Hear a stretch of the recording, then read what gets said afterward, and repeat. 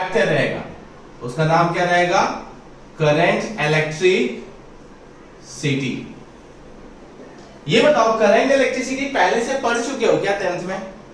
हाँ या ना? जल्दी जल्दी बोलते जाओ।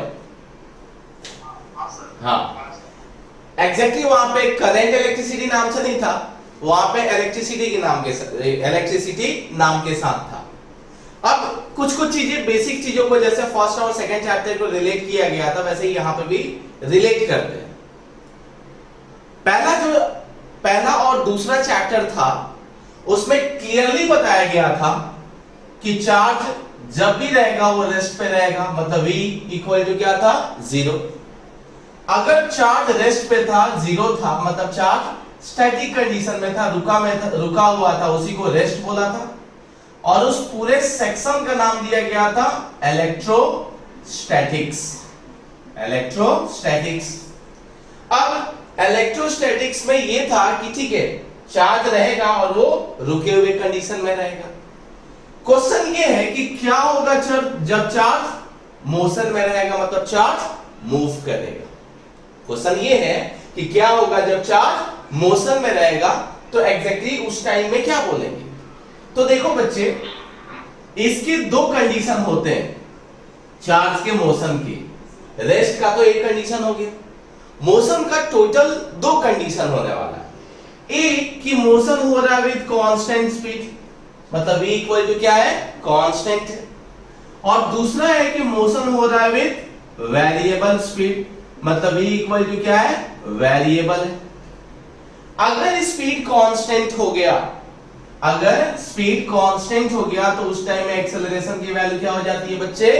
0। और अगर स्पीड कांस्टेंट नहीं रहा, मतलब वेरिएबल रहा, तो उस केस में एक्सेलरेशन की वैल्यू क्या होती है? Not equal to 0। यहां तक किसी को डाउट है?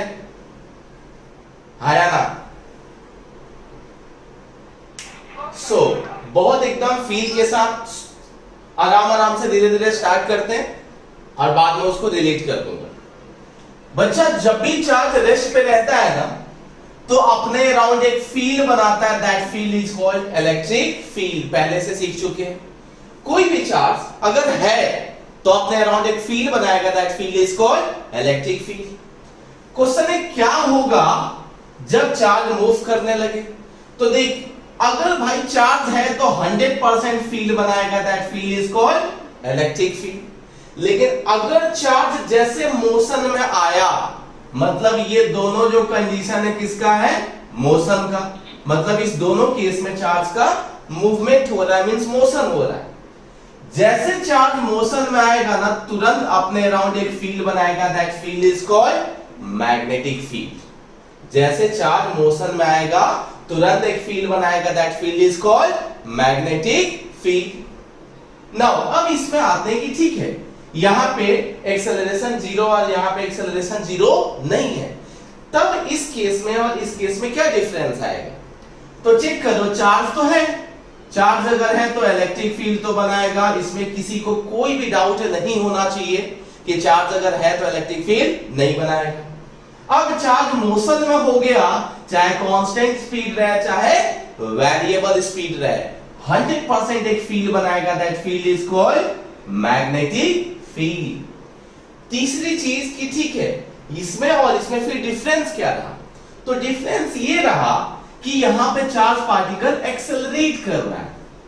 Acceleration not equal to 0, it means that charge accelerate with certain acceleration. तो उस टाइम में बच्चा वो एनर्जी को रेडिएट करेगा, एनर्जी रेडिएट करेगा मतलब एनर्जी रिलीज करेगा। तुम लोगों को सबको ना रदरफोर्ड्स की थ्योरी पता होगी कि वहां पे एटम में ना इलेक्ट्रॉन ऑर्बिट में रिवॉल्व करता था। तुम सबको अगर पता होगा तो थ्योरी रॉन्ग की गई थी कि ठीक है इलेक्ट्रॉन एक ही ऑर्बिट में क्यों घूमते आ रहा है। पता है उसमें एग्जैक्टली लॉजिक क्या था? वहां पे लॉजिक ये था ना कि बताया गया रदरफोर्ड के मॉडल में कि सेंट्रल पार्ट पे प्रोटॉन होता है और इलेक्ट्रॉन ऑर्बिट में विद कांस्टेंट स्पीड रिवॉल्व करता है। किसी को प्रॉब्लम ये नहीं थी कि ठीक है कांस्टेंट स्पीड से रिवॉल्व कर रहा है। दिक्कत ये थी ना कि कोई भी ऑब्जेक्ट अगर सर्कुलर पाथ में कांस्टेंट स्पीड से भी अगर रिवॉल्व कर रहा है तो एक एक्सेलरेशन एग्जिस्ट हो जाता था, that acceleration is called centripetal acceleration. और कोई भी चार्ज पार्टिकल अगर एक्सेलरेट कर रहा है तो 100% एनर्जी को रिलीज करेगा। कोई भी चार्ज पार्टिकल अगर एक्सेलरेट कर रहा है तो क्या रिलीज करेगा? एनर्जी। तो धीरे धीरे अगर इसकी एनर्जी लेवल कम होते जाती है तो इसका पाथ सर्कुलर नहीं दिखना चाहिए, कैसा? स्पाइरल दिखना चाहिए। यही एक मेन जो कॉज था रदरफोर्ड की थ्योरी का फेल होने का, वो यही था कि कोई भी इलेक्ट्रॉन जब ऑर्बिट में रिवॉल्व कर रहा है, अगर सर्कुलर पाथ में रिवॉल्व कर रहा है तो वहां एक सेंट्रीपिटल एक्सेलरेशन आएगा। एंड एज की वो चार्ज पार्टिकल एक्सेलरेट कर रहा है, अगर वो चार्ज पार्टिकल एक्सेलरेट कर रहा है 100% क्या रिलीज करेगा? एनर्जी रिलीज करेगा, मतलब एनर्जी रेडिएशंस के फॉर्म में रिलीज करेगा। उसी को मैंने लिखा है एनर्जी रेडिएट करेगा। और अगर एनर्जी रेडिएट कर रहा है इसका मतलब एनर्जी उसके पास कम हो रही है, मींस उसका एक कांस्टेंट पाथ नहीं हो सकता है। पाथ कैसा होना चाहिए? स्पाइरल होना चाहिए। बाद में इसको करेक्ट किया था बोर्ड्स मॉडल में, उसको एजम्पशन स्टेशनरी ऑर्बिट का लेके इसको करेक्ट किया गया था। बट लॉजिक वहां पे यही यूज हुआ था कि कोई भी चार्ज पार्टिकल अगर एक्सेलरेट कर रहा है तो क्या रेडिएट करेगा? एनर्जी रेडिएट करेगा। अब इस सेक्शन का नाम रखा गया था इलेक्ट्रोस्टैटिक्स। क्वेश्चन है इस सेक्शन का नाम क्या रखा गया? तो इस सेक्शन का नाम रखा गया इलेक्ट्रोडायनेमिक्स। इलेक्ट्रोडायनेमिक्स मतलब यहां पे रुका हुआ था और यहां पे रुका हुआ नहीं रहेगा। इलेक्ट्रोडायनेमिक्स में बच्चे दो सेक्शन बनाए गए, एक जिसमें सिर्फ इलेक्ट्रिसिटी वाला पार्ट है जिसको करंट इलेक्ट्रिसिटी का नाम दिया गया, और उसके बाद में मैग्नेटिज्म आएगा, और सबको मिला के इलेक्ट्रोमैग्नेटिज्म का नाम दिया जाता है। जैसे कि मैंने फर्स्ट इंट्रोडक्शन क्लास में सिखाया था कि फर्स्ट टू 8 चैप्टर जो रहेंगे वो इलेक्ट्रोमैग्नेटिज्म के पार्ट रहेंगे। मतलब पहले 2 चैप्टर इलेक्ट्रोस्टैटिक के हो चुके हैं। अब इलेक्ट्रोडायनेमिक्स के टोटल कितने चैप्टर आने वाले हैं? 6, और टोटल मिला के कितने होने वाले हैं? 8, और उस 8 सेक्शन को बोलेंगे इलेक्ट्रोमैग्नेटिज्म। सो इलेक्ट्रोडायनेमिक्स में कहीं पे भी चार्ज रेस्ट पे नहीं रहेगा। चार्ज को मूवमेंट करा के फिर उसकी प्रॉपर्टी के अबाउट देखेंगे कि ठीक है भाई इलेक्ट्रिक फील्ड बना रहा है तो कितना, इलेक्ट्रिक फील्ड से क्या क्या हो रहा है, अगर मैग्नेटिक फील्ड बना रहा है तो कितना बना रहा है, उसके कौन सा मैग्नेटिक फोर्स कितना डेवलप हो रहा है, वो सारी चीजें देखने वाले हैं। किसमें? इलेक्ट्रोडायनेमिक्स में। यहां तक किसी को समझ में आया कि इलेक्ट्रोडायनेमिक्स क्या रिप्रेजेंट कर रहा है? बोलो।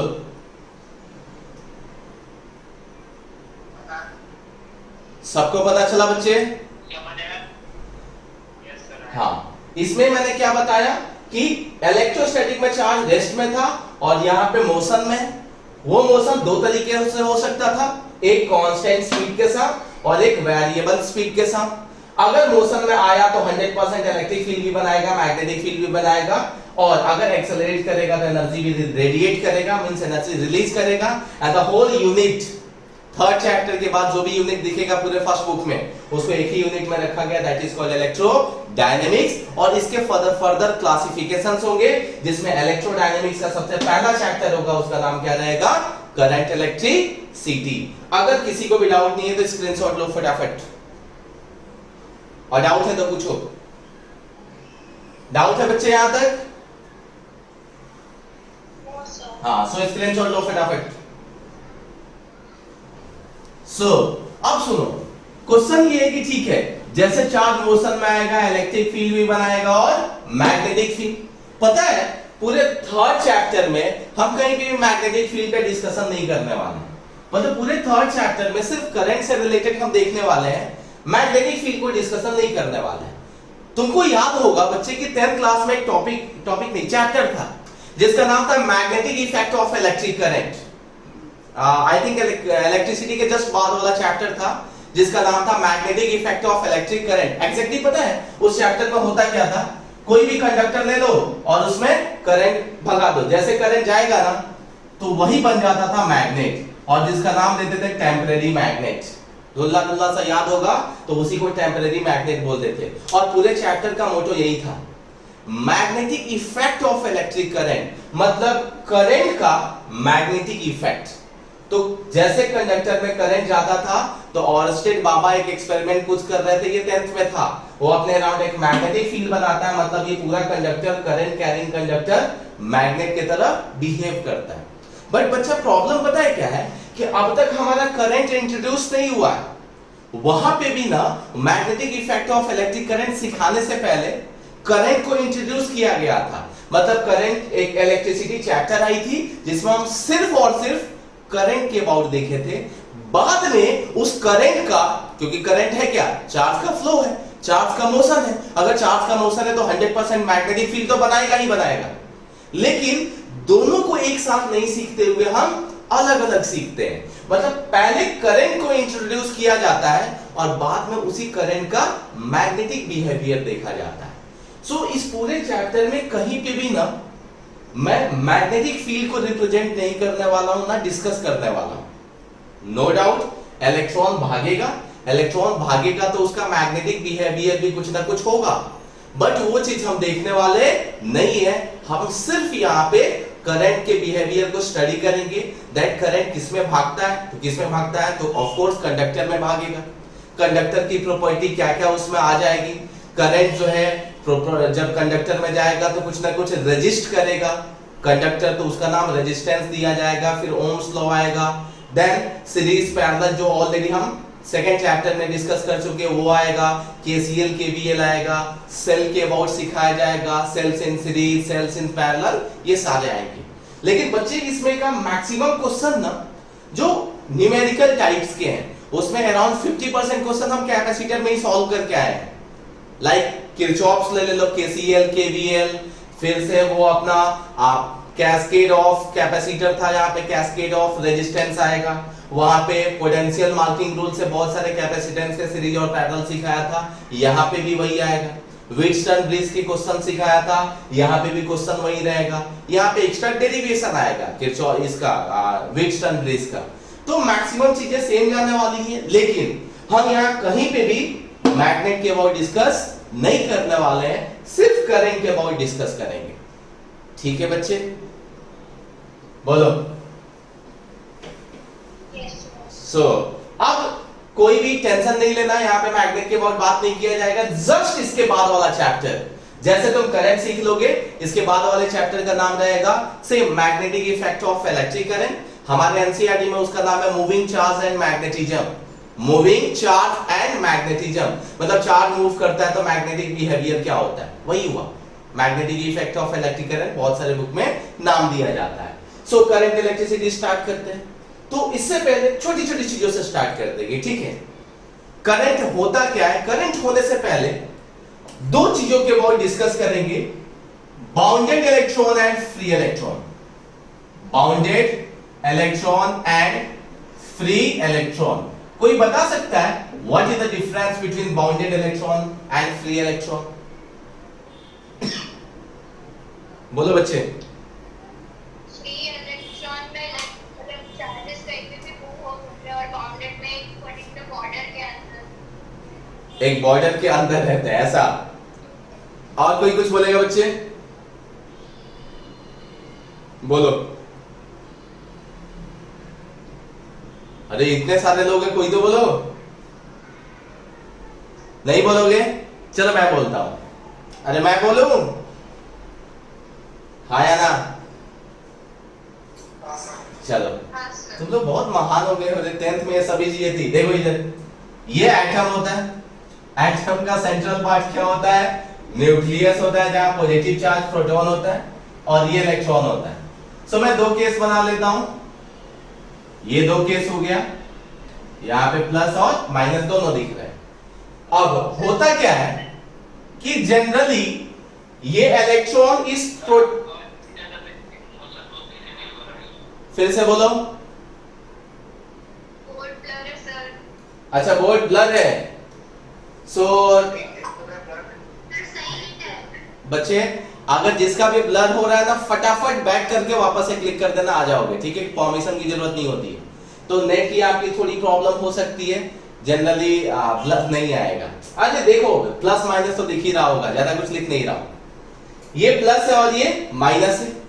ये माइनस वाला बाहर निकलता है कि इस प्लस के कॉर्ड से इसी सर्कुलर ऑर्बिट पे घूमते रहता है। जल्दी बोलो, सर्कुलर ऑर्बिट में घूमते रहता है। इसका मतलब ये प्रोटॉन, ये जो पॉजिटिव चार्ज पार्टिकल है, इस इलेक्ट्रॉन को बाउंड करके रखे हैं कि भाई देख कुछ भी कर तू कर, तुम भाग नहीं सकता इस ऑर्बिट में। मतलब इलेक्ट्रॉन इस ऑर्बिट पे रिवॉल्व करते रहेगा, इस ऑर्बिट से निकल नहीं सकता है। इसका मतलब ये इलेक्ट्रॉन बाउंडेड कंडीशन में है, ये इलेक्ट्रॉन बाउंडेड कंडीशन में है। That's why that electron is called bounded electron.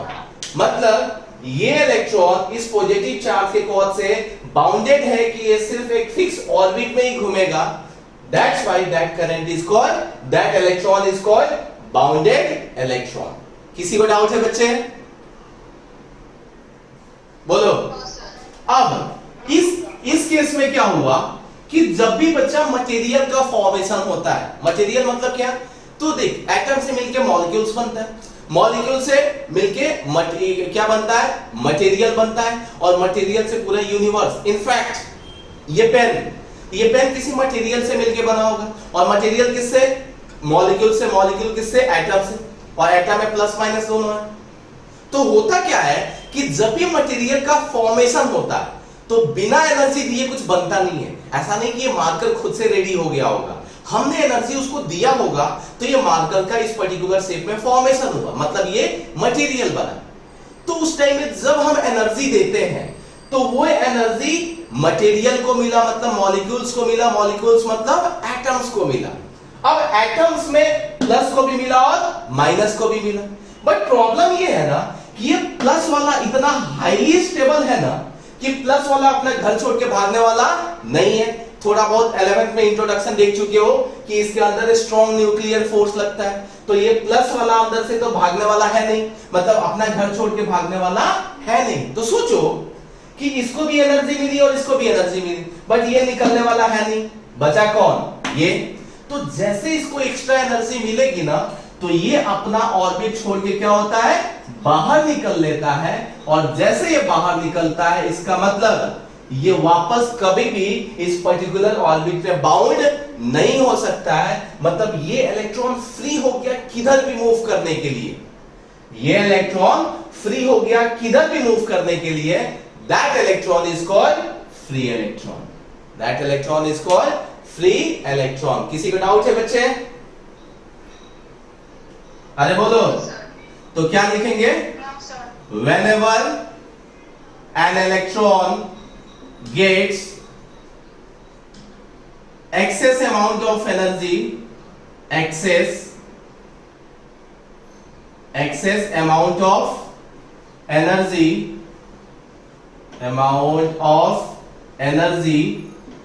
it ejects out from its orbit and free to move anywhere,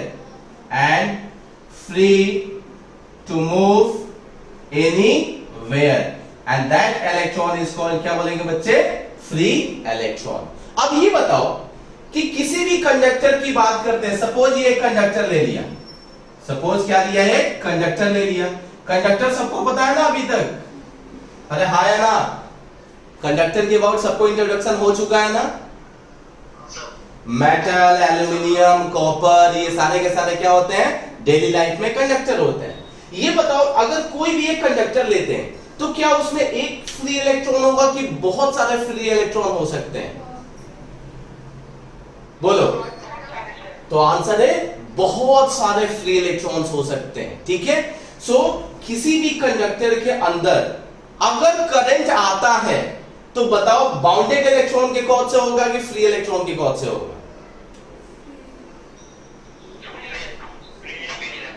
तो आंसर है फ्री इलेक्ट्रॉन्स के कॉर्ड से होगा। तो पता चला कि free electrons are responsible for electric current, मतलब जो भी करंट आएगा उसके लिए रिस्पॉन्सिबल कौन रहेंगे बच्चे? सिर्फ और सिर्फ फ्री इलेक्ट्रॉन। किसी को भी डाउट है यहां तक? किसी को भी डाउट है? अच्छा, नीचे का बोर्ड नहीं दिख रहा है? अरे दिख रहा है बच्चे, ध्यान से देखो, दिख रहा है।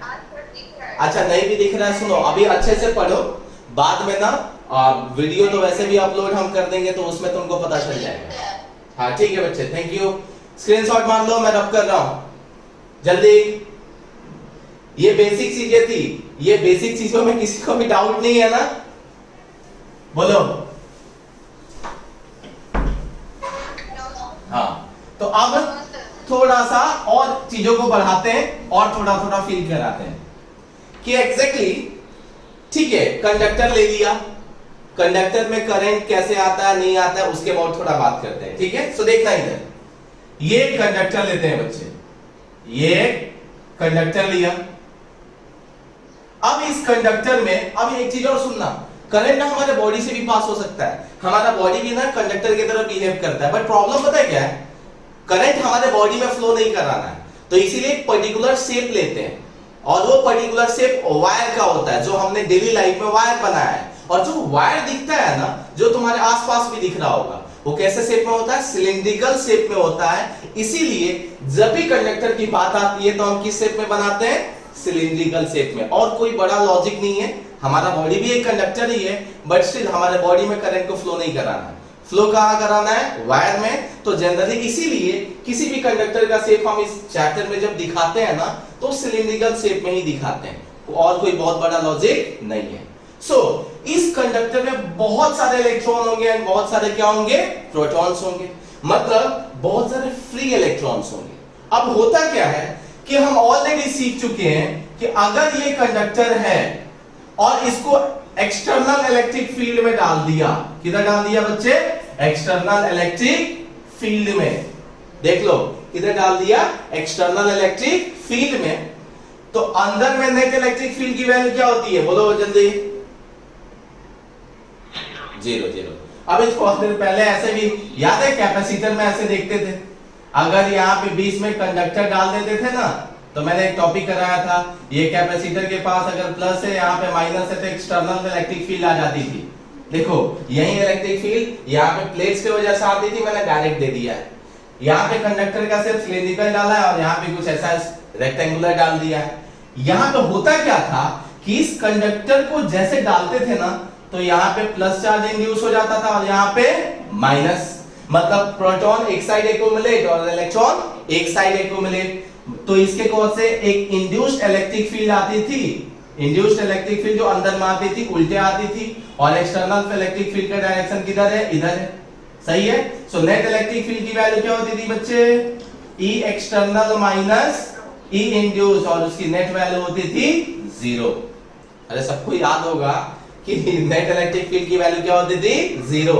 इट मींस यहां पे एक्सटर्नल इलेक्ट्रिक फील्ड डाले ना, तो ये क्या हो जाएगा? सारे पॉजिटिव चार्ज यहां एक्यूमुलेट होंगे, नेगेटिव चार्ज यहां एक्यूमुलेट होंगे। इन साइड में क्या होगा ना कि इन साइड में इलेक्ट्रिक फील्ड डेवलप्ड होगा E इंड्यूस्ड, और यहां पे क्या डेवलप्ड होगा बच्चे? E external. ये तो पहले से डेवलप क्या है? E एक्सटर्नल पहले से, और इसके कॉज से, इस एक्सटर्नल इलेक्ट्रिक फील्ड के कॉज से इंड्यूस्ड इलेक्ट्रिक फील्ड इधर हुआ, लेकिन नेट इलेक्ट्रिक फील्ड की वैल्यू क्या हो गई? 0। नेट इलेक्ट्रिक फील्ड 0 होने का मतलब ये है कि जितना एक्सटर्नल इलेक्ट्रिक फील्ड तुमने डाला, उतना ही इन लोगों ने इलेक्ट्रॉन और प्रोटॉन जो अंदर थे, उन्होंने खुद को ऐसे सेटअप किया कि उतना ही इलेक्ट्रिक फील्ड अंदर इंड्यूस किया, और नेट इलेक्ट्रिक फील्ड की वैल्यू क्या कर दिया? 0।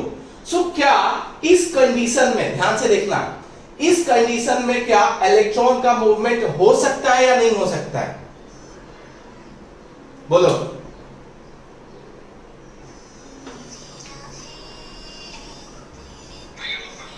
कौन गाना बजा रहा है?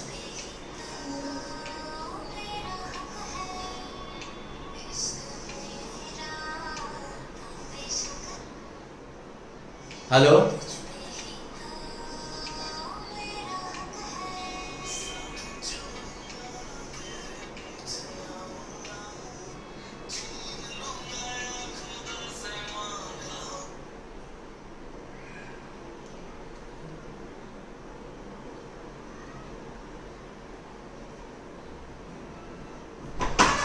अरे उसकी गाना मोबाइल पे फोन आ गया था, गाना स्टार्ट हो गया।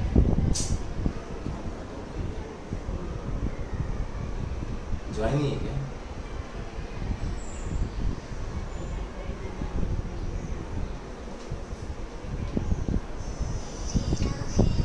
क्यों बज रहा है? हाँ, फोन नहीं आएगा, ऑफलाइन में है।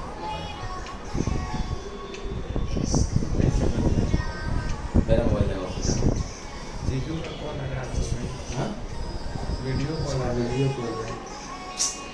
क्या नौटंकी है यार, मेरे से लगा, फटाफट निकालो। लिंक क्लिक करिए। मैं बोलता हूँ बच्चों को।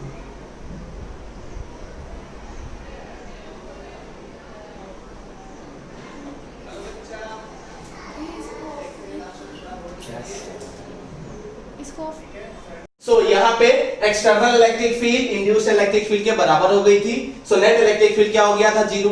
अब मेरा क्वेश्चन ये था कि क्या इस कंडीशन में इलेक्ट्रॉन जो अंदर में होंगे वो मूव करेंगे या नहीं करेंगे? जल्दी बोलो। मूव करेंगे, आंसर है मूव करेंगे। हाँ, नहीं, क्यों मूव करेंगे देखो मैं बताता हूं। तो एग्जैक्टली इस टॉपिक का नाम आ गया random motion of electron. Random motion of electron, ठीक है। अभी तक करंट स्टार्ट नहीं किया मैंने, अभी तक रैंडम मोशन की बात कर रहे हैं। क्यों हो रहा है सुनो। नो डाउट इस एक्सटर्नल इलेक्ट्रिक फील्ड के कॉज से किसी भी इलेक्ट्रॉन का मूवमेंट नहीं हुआ, बट ध्यान से सोचो तो हमारे रूम टेम्परेचर पे थोड़ा सा थर्मल एनर्जी होता है या नहीं होता है? जल्दी बोलो, बोलो। हाँ, होता है। तो थोड़ा सा थर्मल स्पीड के बारे में बात करते हैं। थर्मल स्पीड ऑफ इलेक्ट्रॉन सबको पता था। 11th क्लास में एक टॉपिक था जिसका नाम था काइनेटिक थ्योरी ऑफ गैसेस। वहां पे लिखते थे एवरेज जो काइनेटिक एनर्जी आती थी, एवरेज जो काइनेटिक एनर्जी आती थी वो होती थी 3/2 kb इंटू टी। याद आ रहा है क्या बच्चे? अरे हाँ या ना? हाँ, वो देखिए इसी को एवरेज काइनेटिक एनर्जी को क्या लिख सकते थे? Half into M into V square. क्या लिखते थे बच्चे? Half into M into V square. और ये वी एवरेज होता था, इक्वल टू क्या होता था बच्चे? 3/2 kb into T. 2 cancel. So average speed की जो ये वेलोसिटी नहीं होता था, ध्यान से सुनो। काइनेटिक एनर्जी में वी स्पीड होता है, वेलोसिटी नहीं होता है, ठीक है। सो ये जो स्पीड आती थी उसकी वैल्यू कितनी हो जाती थी? 3 kb t अपॉन m। तो सोचो मास ऑफ इलेक्ट्रॉन थोड़ा कि बहुत ज्यादा? जल्दी बोलो, जल्दी बोलो। मास ऑफ इलेक्ट्रॉन बहुत ही थोड़ा, मतलब कितना होता है सोचो, 9.1 इंटू 10⁻³ kg, बहुत ही कम होता है। मैंने ज्यादा बोला क्या? इलेक्ट्रॉन की जो मास होता है बहुत ही कम होता है। सोचो केबी की वैल्यू होती थी 1.38 इंटू समथिंग होता था। अब रूम टेम्परेचर पे एट रूम टेम्परेचर यहां पे टेम्परेचर की जो वैल्यू रखते थे वो केल्विन में रखते थे। रूम टेम्परेचर मतलब टी की वैल्यू कितना ले लेते हैं? 300 केल्विन। अब बताओ रूम टेम्परेचर पे जो इसकी एवरेज स्पीड मतलब एक इलेक्ट्रॉन की बात नहीं कर रहे हैं, एवरेज इलेक्ट्रॉन की बात कर रहे हैं। सबका सारे इलेक्ट्रॉन्स जो है उनके एवरेज को लेके बात कर रहे हैं। अब बताओ ये स्पीड थोड़ी होगी बहुत ज्यादा होगी? बोलो। अरे भक्त थोड़ी, अरे पगला, ये 9.1 इंटू 10⁻³ है, नीचे वाली वैल्यू बहुत ही कम है। उसके केस में ये स्पीड की वैल्यू बहुत ही ज्यादा हो जाती है। मतलब थर्मल स्पीड ऑफ इलेक्ट्रॉन होता है उसको एक्सटर्नल इलेक्ट्रिक फील्ड से कोई लेना देना नहीं है। एक्सटर्नल इलेक्ट्रिक फील्ड के कॉज से नेट इलेक्ट्रिक फील्ड अंदर क्या हो गया, जीरो, मतलब फील्ड से मूव नहीं करेगा इलेक्ट्रॉन, लेकिन उस थर्मल एनर्जी के कॉज से उसके पास थर्मल स्पीड आएगी। और ये जो बच्चा स्पीड आती है ना, एवरेज स्पीड थर्मल एनर्जी के कॉज से, थर्मल एनर्जी के कॉज से जो आती है वो अराउंड 10⁵ टू 10⁶ मीटर पर सेकेंड वैरी होता है। मतलब सोचो 10⁵ मतलब कितना, सोचो कि 1 पे 5 जीरो, इतनी 5 जीरो या 6 जीरो इनके बीच में वैरी होता है, मतलब 10⁵ टू 10⁶ मीटर पर सेकेंड के बीच में इनकी स्पीड क्या होती है, वैरी होती है। इट मींस अगर एक्सटर्नल इलेक्ट्रिक फील्ड मतलब नेट इलेक्ट्रिक फील्ड के अंदर वैल्यू जीरो भी है तब भी इलेक्ट्रॉन का मोशन होता है, and that motion is called random motion of electron. Random क्यों, यहां पे थर्मल हुआ क्यों, because of thermal energy. Question है रैंडम मोशन क्यों बोल रहे हैं, बिकॉज इलेक्ट्रॉन ने एनर्जी लिया। सोचो इसमें ये एक कंडक्टर है, अब इस कंडक्टर में एक इलेक्ट्रॉन नहीं बहुत सारे इलेक्ट्रॉन है, एक यहां है, एक यहां है, एक यहां है, एक यहां है और एक यहां है। अब सोचो क्या रिस्ट्रिक्शन है कि जरूरी है कि इधर ही जाए, आंसर है नहीं। एनर्जी लिया, ये इस स्पीड से अपना थर्मल स्पीड से u1 से इधर गया, ये सपोज u2 से इधर गया, ये सपोज u3 से इधर गया, ये सपोज u4 से कहीं इधर गया, ये सपोज u5 से कहीं इधर जा रहा है, तो सबकी जो स्पीड होगी वो एवरेज स्पीड ऑलमोस्ट हमने सेम लिया एवरेज, बट एग्जैक्टली क्या होता है एनर्जी लेने के बाद स्लाइटली इनकी स्पीड अलग अलग हो सकती है, इसीलिए u1 u2 लिया। लेकिन वो जो एनर्जी होगी, वो एनर्जी के कॉज से जो स्पीड होगी उसका डायरेक्शन सेम नहीं रहेगा, मतलब वो मूव करेंगे कितने स्पीड से, अराउंड 10⁵ टू 10⁶ मीटर पर सेकेंड से, इतनी हाई स्पीड से मूव करेंगे, लेकिन एग्जैक्टली सबका डायरेक्शन सेम नहीं होगा। तो क्या हम बोल सकते हैं कि सबकी थर्मल मींस ये थर्मल वेलोसिटी है या रैंडम वेलोसिटी है, क्या हम रैंडम वेलोसिटी सेम बोल सकते हैं? अगर स्पीड सेम भी हो गई तो क्या हम उसकी वेलोसिटी सेम बोल सकते हैं, हाँ या ना, बोलो जल्दी। नहीं बोल सकते हैं। वेलोसिटी किस पे डिपेंड करता है, डायरेक्शन पे। अगर उनका सबका मैग्नीट्यूड सेम भी हो गया, मैंने यहां पे सिखाया कि स्पीड कैसे उतना आता है, इस वाले फॉर्मूला से हम स्पीड कैलकुलेट कर पाते हैं और अप्रॉक्स स्पीड इतनी आती है। अब सबका डायरेक्शन अलग अलग है, ध्यान से सुनना इस चीजों पे। हम थर्मल स्पीड मैंने यहां पे लिखा है, मैंने कहीं थर्मल वेलोसिटी नहीं लिखा है।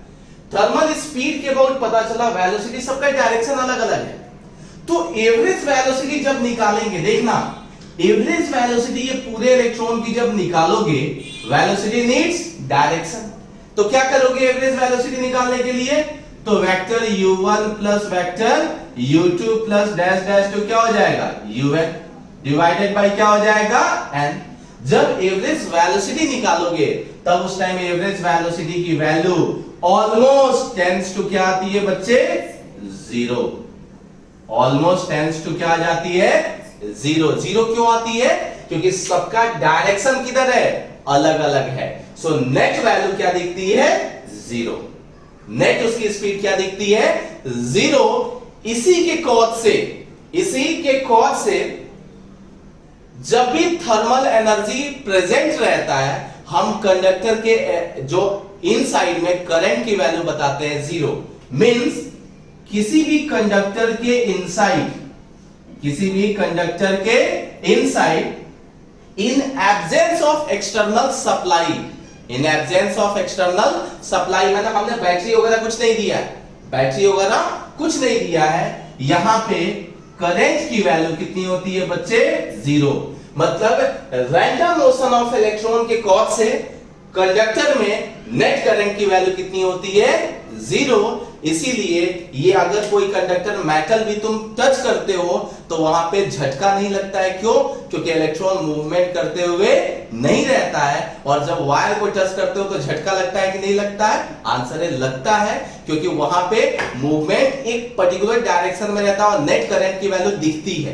एक पर्टिकुलर डायरेक्शन में होने से नेट करंट की वैल्यू वहां पे दिखती है और इसीलिए हमें झटका लगता है। और इस पर्टिकुलर केस में जब रैंडम मोशन हो रहा है इलेक्ट्रॉन का, तब कंडक्टर के इनसाइड करंट की वैल्यू कितनी दिखती है? 0। अब आगे मैं टॉपिक जब सिखाऊंगा तो करंट को स्पीड से रिलेट करके बता दूंगा कि वहां पे नेट करंट की वैल्यू डेरिवेशंस के अकॉर्डिंग मैथमेटिकली आई की वैल्यू 0 स्पीड से क्यों हुआ, मतलब स्पीड 0 होने से आई की वैल्यू 0 कैसे हुई। यहां तक डाउट है बच्चे? बताओ जल्दी। पक्का यहां तक कोई डाउट नहीं है? हाँ बोलो।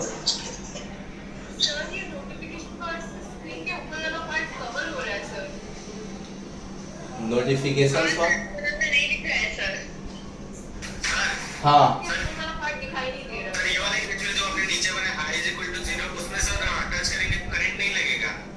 नहीं, वो इतना स्मॉल अमाउंट ऑफ करंट होता है ना, मतलब ये जो मूवमेंट से स्मॉल मूवमेंट के कॉज से करंट तो 0 ही होता है, करंट का 0 है, कोई टेंशन नहीं लेना है। टच करोगे तो बिल्कुल इसलिए नहीं लगता है क्योंकि नेट इफेक्टिव करंट की वैल्यू वहां 0 दिखती है। और जो स्पीड की वैल्यू जो मैंने दिखाया ना यहाँ पे, देखो 10⁵ to 10⁶ मीटर पर सेकेंड, रियल में ना एग्जैक्टली जब हम सप्लाई देते हैं तो उतनी स्पीड उसकी होती नहीं है। उसी को जब हम ड्रिफ्ट वेलोसिटी का नाम देंगे ना, अभी तक तो रैंडम स्पीड देख रहे थे, मतलब थर्मल स्पीड रैंडम मोशन में देख रहे थे, बाद में ड्रिफ्ट स्पीड भी देखेंगे। बट इस पर्टिकुलर केस में करंट की वैल्यू कितनी है? 0। तो किसी भी कंडक्टर को जब टच करते हो ना तो झटका नहीं लगता है। जब वो कंडक्टर चार्ज हो जाता है तो पोटेंशियल डिफरेंस के कॉज से झटका लग सकता है, करंट फ्लो के कॉज से झटका नहीं लगता। ठीक है बच्चा? हाँ सर। किसी को प्रॉब्लम आ रहा था? हाँ, किसको प्रॉब्लम आ रहा था बच्चे?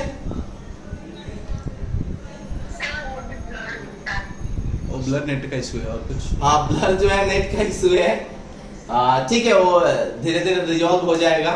अगर ब्लर आ रहा है तो एक बार रिजेक्ट मार के वापस से इन हो जाओ। किसी को ऊपर का नहीं दिख रहा तो, और किसी को ऊपर का नहीं दिख रहा है, ऐसा कोई है क्या बच्चे? लेकिन स्क्रीन पे टैप करना है, स्क्रीन पे टैप करो एक बार, और फिर से एक बार टैप करना है, और दोबारा फिर से एक बार टैप करना है, 2 बार। खत्म हुआ क्या? हो गया? खत्म हो गया बच्चे? किसी को और कुछ? हाँ, आप और किसी को प्रॉब्लम है? जल्दी बोलो, जल्दी बोलो। हाँ, चलो चलेगा। आज मैक्सिमम प्रॉब्लम हमने रिजॉल्व कर दिया मेरे क्लास में। Hope that Sonu sir class में दिक्कत नहीं होनी चाहिए। चलो मैं रब कर रहा हूं बच्चे, स्क्रीनशॉट मारो फटाफट, जल्दी ले लिए होगे। रैंडम मोशन ऑफ इलेक्ट्रॉन में मैंने ये सिखाया कि इलेक्ट्रॉन के पास थर्मल स्पीड होती है, लेकिन जो एवरेज वेलोसिटी होती है उसकी वैल्यू कितनी होती है बच्चे? 0 होती है। याद रखना है छोटी छोटी चीजें कि यहाँ पे थर्मल स्पीड है, कहां से है तो फॉर्मूला भी बता सकते हो। हालांकि ये फॉर्मूला तुमको कोई पूछेगा नहीं, मैंने रिलेट करके जस्ट बताया। ये सब कोई भी चीजें जो मैंने अब तक पढ़ा है, ऐसी कोई भी चीजें तुमको पूछी नहीं जाती है, ये सब बेसिक चीजें थी। अब आते हैं इलेक्ट्रिक करंट पे। अब आते हैं इलेक्ट्रिक करंट पे। इलेक्ट्रिक करंट को कौन डिफाइन करेगा? जल्दी बोलो, जल्दी बोलो। अरे कोई डिफाइन नहीं करेगा, आप करोगे सर। हाँ, मेरे को ही पैसा दे रहे हो ना। चलो देखो इधर, इलेक्ट्रिक करंट 10th पे बच्चा ना टीचर लोग कैपिटल आई से डिनोट करते थे, बट याद रखना किसी से भी डिनोट कर सकते हैं, कैपिटल आई और स्मॉल आई। अब एग्जैक्टली करंट होता क्या है?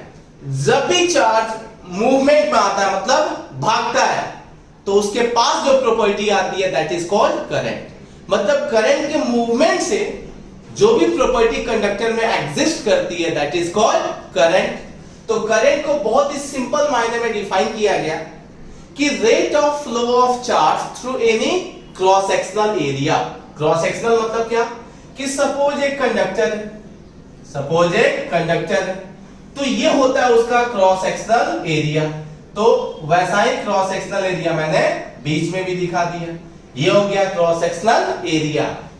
जितना चार्ज इस क्रॉस सेक्शनल एरिया से पास होता है इन पर्टिकुलर टाइम, जितना चार्ज इस एरिया से, इसको बोलते हैं cross sectional area, cross sectional area, जितना चार्ज इस पर्टिकुलर क्रॉस सेक्शनल एरिया से किसी भी टाइम में पास होता है उसी को क्या बोलते हैं, करंट। तो कैसे करंट को डिफाइन करते हैं बच्चे? सो आई इक्वल टू, या इसको डिफाइन करेंगे, कैसे करेंगे? It is defined as rate of flow of charge through any cross section. Question ये टाइम की बात क्यों नहीं किया? क्योंकि रेट का मतलब ही क्या होता है, divided by time. So time आने से हम ऑलरेडी वहां पे डिफाइन कर चुके हैं, सॉरी रेट आने से डिफाइन कर चुके हैं, वहां पे टाइम आएगा। सो आई इक्वल टू क्या होता है बच्चे? Charge flowing through conductor. तो चार्ज फ्लोइंग सिंपली भावनाओं को समझ गए, अपॉन टाइम टेकन, जो भी टाइम लगेगा तो चार्ज अपॉन टाइम क्या होता है बच्चे? एग्जैक्टली करंट होता है। यहां तक किसी को डाउट है बच्चे? अरे हाँ या ना? No sir. आप सुनना ध्यान से। रियली में क्या होता है, वो जो चार्ज भागता है रियलिटी में, अब आते हैं मेन ये पे कि रियलिटी में जो चार्ज भागता है वो सिर्फ इलेक्ट्रॉन भागता है। रियलिटी में जो चार्ज भागता है वो सिर्फ कौन भागता है? इलेक्ट्रॉन भागता है। कब भागता है? कि जब तुम यहां पे बैटरी देते हो, जब तुम क्या यहां पे देते हो? बैटरी। सो बैटरी देने से ये पॉजिटिव होता है, ये नेगेटिव होता है, मतलब ये प्लस और ये माइनस, ये प्लस और ये माइनस। इसके कोड से यहां पे एक फील्ड डेवलप्ड होता है, इसके कोड से यहां पे एक फील्ड डेवलप्ड होता है जिसमें इलेक्ट्रॉन, ये इलेक्ट्रिक फील्ड डेवलप्ड हुआ, इसमें जो भी इलेक्ट्रॉन्स दिखेंगे तुमको, ये जो भी इलेक्ट्रॉन्स दिखेंगे वो सब प्लस वाला माइनस को अट्रैक्ट करेगा, तो किधर दिखेंगे? इधर मूवमेंट करते हुए दिखेंगे। सिमिलरली उसका उल्टा हम ले लेते हैं कि अगर पॉजिटिव को मूव करना होता तो किधर से किधर जाता? ये प्लस वाला प्लस को रिपेल करता, मतलब पॉजिटिव चार्ज हाई टू किधर जाता? लो जाता, बट रियलिटी में जाता नहीं है। सो एग्जैक्टली एक इलेक्ट्रॉन नहीं है, बहुत सारे इलेक्ट्रॉन है। एक इलेक्ट्रॉन नहीं है, यहां पे बहुत सारे इलेक्ट्रॉन है। इसीलिए जब भी करंट की बात करते हैं 10th क्लास में डायरेक्ट लिखते थे I equal to Q upon T, but यहां पे जब लिखते हैं ना तो यहां पे करंट की बात नहीं करते हैं, यहां पे एवरेज करंट की बात करते हैं। और वो एवरेज करंट I एवरेज करके डिनोट करते हैं। और उस टाइम में कि अगर delta Q amount of charge particular cross sectional area से पास अगर हो रहा है, कितना? Delta Q amount of charge अगर पास हो रहा है डेल्टा T टाइम इंटरवल में, तो उसी करंट को क्या बोल देते हैं बच्चे? Average current. तो जनरली जो यहाँ पे करंट का टर्म इंट्रोड्यूस होता है ना, वो करंट नहीं, वो एवरेज करंट होता है। क्यों? क्योंकि चार्ज एक नहीं है, चार्ज अनेक है, बहुत सारे हैं। इसीलिए हम जब भी करंट की यहाँ पे बात करेंगे, आई भी लिखा ना, तो जनरली वो एवरेज करंट की ही बात होती है। आया बच्चे यहां तक? अरे हाँ या ना? Simply rate of flow of charge is called current. किधर से किधर जाएगा? तो एग्जैक्टली इलेक्ट्रिक करंट किधर से किधर जाता है? तो 10th में सीखे थे प्लस टू माइनस, यही सीखे थे ना बच्चे? अरे हाँ या ना? हाँ सर। बट एग्जैक्टली करंट किधर से किधर जाता है? Minus two plus. तो इसमें भी लॉजिक है। वो लॉजिक कैसे? उसको देखते उससे पहले एवरेज करंट में किसी को डाउट नहीं है ना कि डेल्टा Q अगर अमाउंट है तो डेल्टा T से कैसे किया? हाँ। अब एक और टॉपिक है जिसका नाम है इंस्टेंटेनियस करंट। इंस्टेंटेनियस करंट, नाम ये नया नहीं है ना बच्चे? बोलो बोलो बोलो। इंस्टेंटेनियस करंट नाम नया नहीं है ना? इंस्टेंटेनियस वेलोसिटी ऑलरेडी सीख चुके हैं। मतलब इंस्टेंटेनियस करंट पर्टिकुलर इंस्टेंट पे होता है जब ये time delta T tends to 0 लेते थे, याद है? ऐसे डिफाइन करते थे, limit delta T tends to 0। उस टाइम में delta Q upon delta T, मतलब जब टाइम इंटरवल बहुत ही छोटा हो जाए उसी टाइम में डेल्टा को क्या लिखते हैं? D लिखते हैं। तो dq अपॉन dt। सो इंस्टेंटेनियस करंट की क्या वैल्यू हो गई बच्चे, dq अपॉन dt, और एवरेज करंट की वैल्यू कितनी हो गई, delta q upon delta t। Any doubt बच्चे,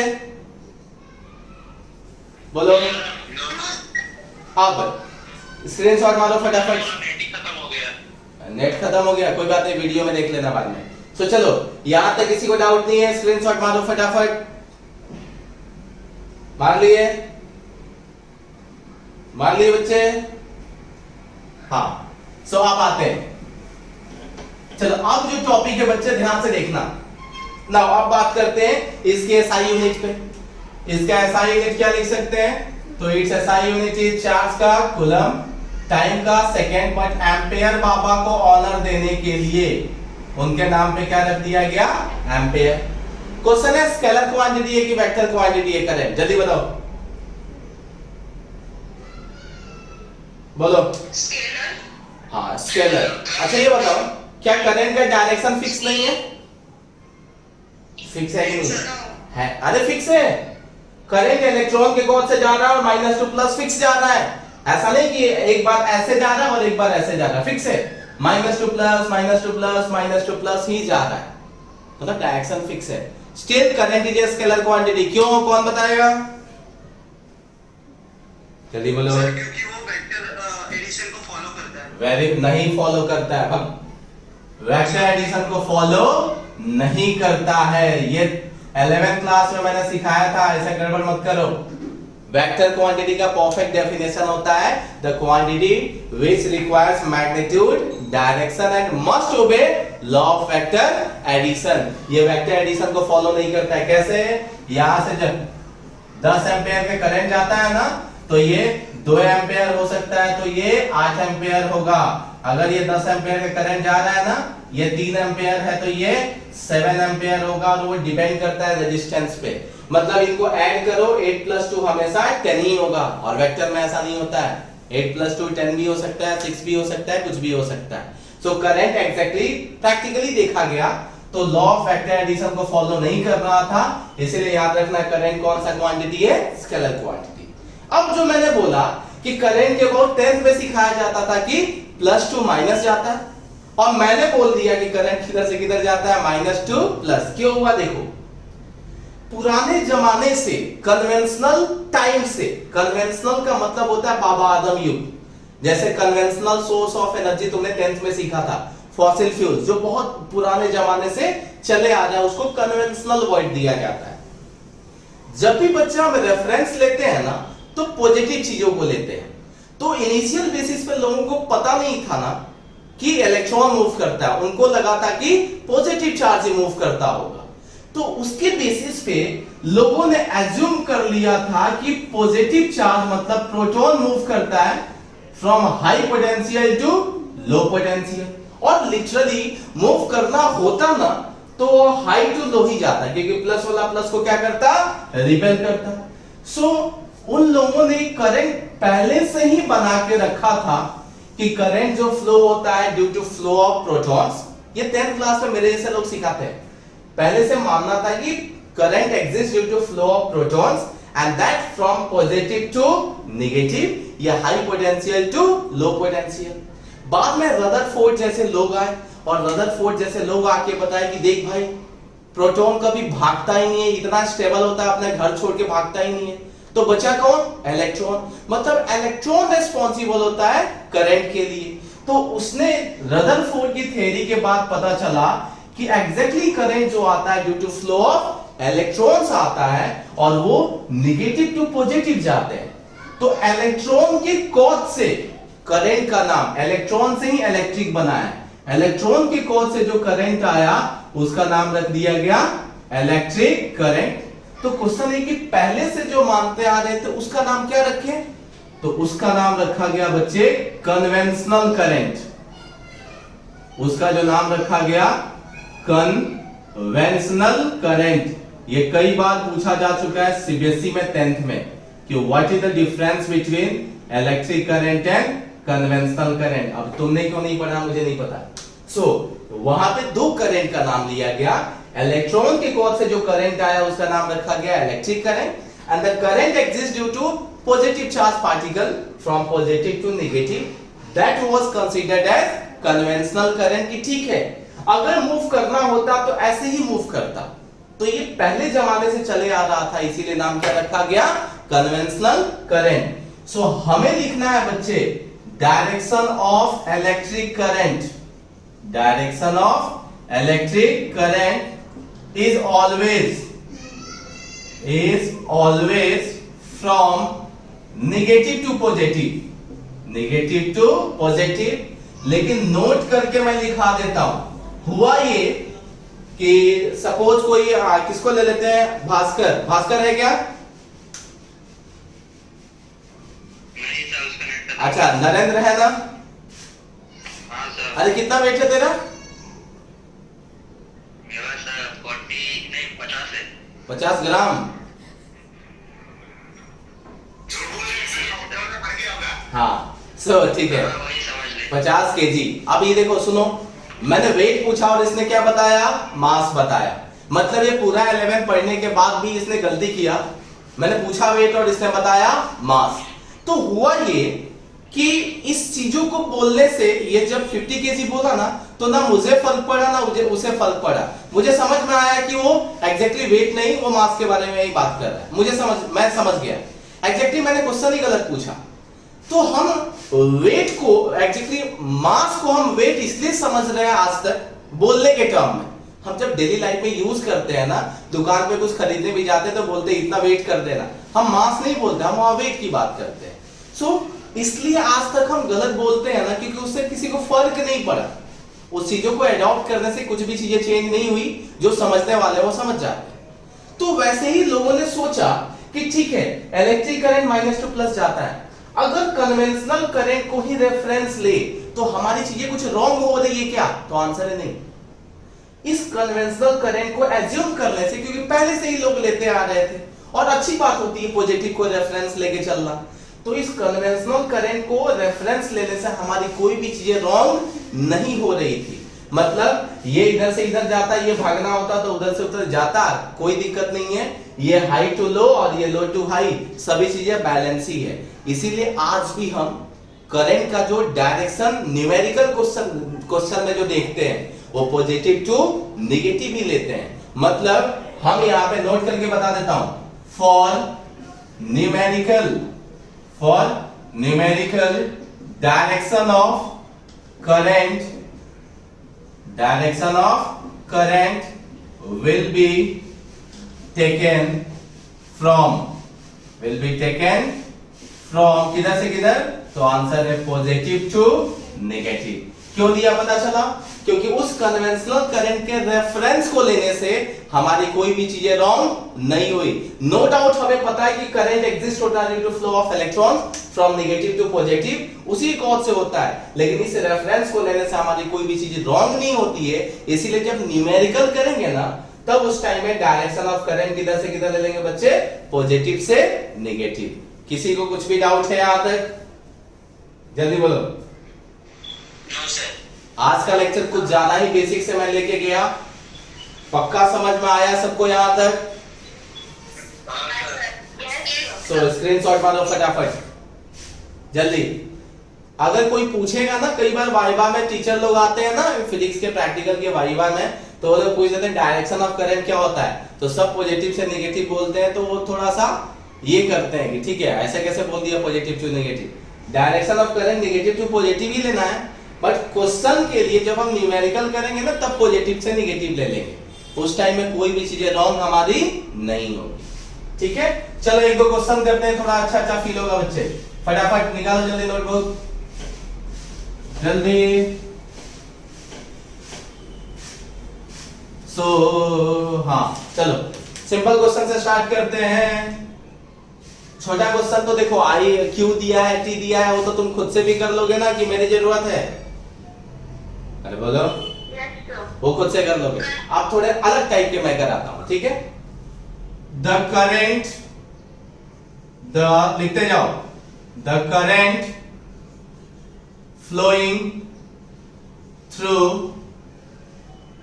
flowing through any cross sectional any cross sectional या cross section of conductor is 3 plus 2t ampere. कितना कम करंट की वैल्यू दिया है बच्चे? 3 plus 2t एम्पियर। ये बताओ ये करंट कांस्टेंट है कि वेरिएबल है? जल्दी बोलो। तो आंसर है variable. Very good. Find first one, total charge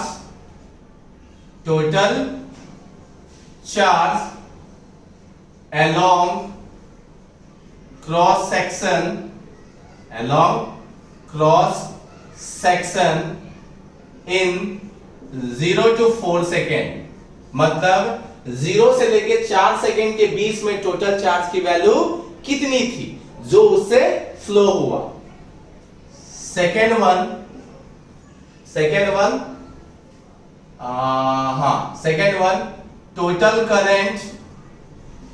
total current in 0 to 4 second. Third one total number of electrons in 0 to 4 second. कितने क्वेश्चन हो गए बच्चे? 3। पहला पूछा है टोटल चार्ज, दूसरा पूछा है टोटल करंट कितने में? 0 से लेके 4 सेकेंड में, एंड लास्ट क्या पूछा है बच्चे? Total number of electrons in 0 से 4 सेकेंड। मतलब चार्ज भागा होगा तो इलेक्ट्रॉन ही भागे होंगे ना, तो कितना टोटल इलेक्ट्रॉन उससे भागे होंगे। ठीक है, तो चलो कैसे एक क्वेश्चन मैं करूंगी, तुम लोग करोगे, जल्दी बोलो। सर फर्स्ट वाले 60 नहीं है। मुझे आंसर नहीं पता, मैं तो कुछ भी एक्सपेरिमेंट करते रहता हूं। सो चलो जिसको करना है वो करो और जिसको नहीं करना है वो देखो। सबसे पहले करंट की वैल्यू बच्चे गिवन है, I equal to 3 plus 2t। अब सोचो करंट जो है कांस्टेंट नहीं है, करंट क्या है? वेरिएबल है। तो उस टाइम में I का formula delta Q upon delta T लिखूं या Q अपॉन T लिखूं या dQ अपॉन dt लिखूं? जल्दी बोलो। dQ upon dt। क्यों? क्योंकि करंट की जो वैल्यू है वो वेरिएबल है, तो चार्ज भी वेरिएबल होगा, इसीलिए हमें क्या लेना पड़ेगा? इंटीग्रेशन। क्वेश्चन है कैसे? मल्टीप्लाई कर दो। dQ की वैल्यू क्या हो जाएगी? देखो I इंटू dt तो लिख ही सकते हैं ना, और I की वैल्यू क्या है बच्चे? 3 plus 2t इंटू dt। अब हमारे पास किसकी वैल्यू आ गई बच्चे? चार्ज, छोटी चार्ज की। लेकिन हमें चार्ज कहां से कहां तक? 0 से लेकर 4 सेकंड में जितना चार्ज आ रहा है सब निकालना है। तो क्या कर दें? यहाँ पे इंटीग्रेट कर देंगे। कहां से कहां तक? तो 0 से लेकर टोटल चार्ज ले लिया Q, और ये 0 से लेकर कहां तक? 4 सेकंड। सो dQ का इंटीग्रेशन Q हो गया, इसको इंटीग्रेट करेंगे बच्चे कितना आएगा? 3t plus 2t square by 2। 2t square by 2, 0 से लेकर कहां तक? 4 सेकंड। 2 से 2 cancel. So what is the value of Q? So Q की वैल्यू अपर लिमिट रखते हैं, तो 4 दिए 12 एंड प्लस 4 4 जा 16 माइनस लोअर लिमिट रखते हैं तो कितना आएगा बच्चे? 0। सो चार्ज की वैल्यू कितनी हो गई? 28 कूलम। किसी को डाउट है बच्चे? अरे बोलो जल्दी से। अरे हाँ या ना? नहीं सर। पक्का चार्ज की वैल्यू आई? किसी को कोई कंफ्यूजन नहीं है ना? No sir. तो ये हो गया फर्स्ट वन। अब सोचो उसी टाइम में बोला है क्या? करंट निकालने के लिए, तो हो गया ना सेकंड वन, I निकालना है। तो टोटल चार्ज की वैल्यू तुमको पता चल गया। टोटल चार्ज की वैल्यू कितनी? 28। और कितने टाइम में निकालना है बच्चे? 4 सेकंड में। तो कितने करंट की वैल्यू हो गई? अरे बोलो। 7 एम्पियर। थर्ड वन क्या पूछा है? Total number of electrons. तो सिंपल ना, Q equal to N into E। Q की वैल्यू कितनी है बच्चे? देखो तो 28 equal to N into 1.6 into 10⁻⁻⁹।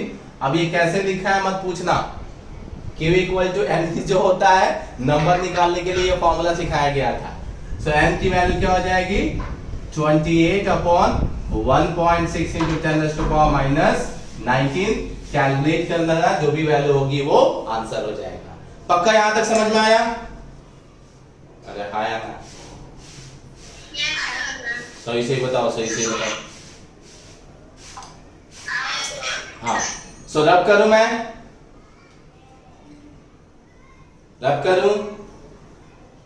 सो इस टाइप का क्वेश्चन गड़बड़ मत करना। अब इसका दूसरा वैरायटी क्या, जब चार्ज गिवन रहता है और जब करंट पूछ देता है तो उसका एक वैरायटी कर लो, क्योंकि ये बहुत ही फालतू टाइप के क्वेश्चन है। ऐसे क्वेश्चन जनरली बोर्ड में और नीट के एग्जाम में पूछे जाते हैं, ऐसे क्वेश्चन जेईई में नहीं पूछते हैं।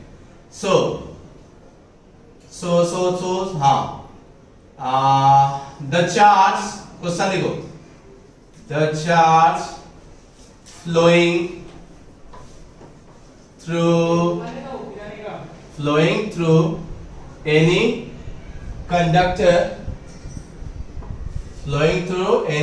conductor, बच्चे सब हो गया? Yes, sir. हाँ, फटाफट खत्म करते हैं। सोनू बाबा बोल रहे हैं टाइम खत्म हो गया है, मैं खत्म करता हूं जल्दी। The charge flowing through any conductor is Q equal to 3t plus of 5t square coulomb, 3t plus 5t square coulomb, full stop. Find first one, current at t equal to 3 second. अब ये बताओ, ये जो current 3 second पे पूछा है, instantaneous होगा कि एवरेज होगा, क्या होगा? बोलो जल्दी बोलो। इंस्टेंटेनियस। सेकेंड पूछा है average current in time interval कितना ले लेते हैं 1 to 3 सेकेंड, मतलब 1 से 3 सेकेंड के बीच में एवरेज करंट की वैल्यू निकालो। मैं कर दो बच्चे, मैं कर देता हूं। और इस टाइप के क्वेश्चन तुम गड़बड़ फ्यूचर में मत करना, बहुत ही सिंपल क्वेश्चंस होते हैं। सबसे पहले बोला है कि current at 3t equal to 3 second, मतलब इंस्टेंटेनियस करंट। तुरंत याद है, अच्छा I इक्वल टू क्या हो जाएगा dq अपॉन dt। देखो यहाँ पे q की वैल्यू गिवन है कि नहीं गिवन है, तो आंसर गिवन है 3t प्लस 5t स्क्वायर। कितना आएगा बच्चे? तो 3 एंड प्लस 10t। ठीक है, अब कितने सेकंड में पूछा है? देखो देखो देखो, कहीं है 3 सेकंड में। सो I t इक्वल टू कितना रख देते हैं 3 सेकंड। सो 3 प्लस 10 इंटू 3, सो 33 एम्पियर।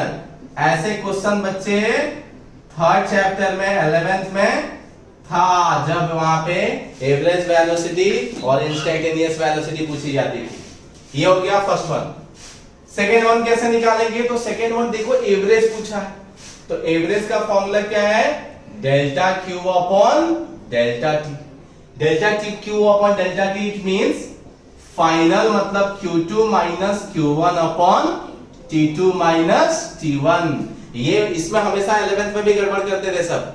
देखो गड़बड़ बिल्कुल नहीं होना चाहिए। आई मुझे आंसर नहीं पता बच्चे।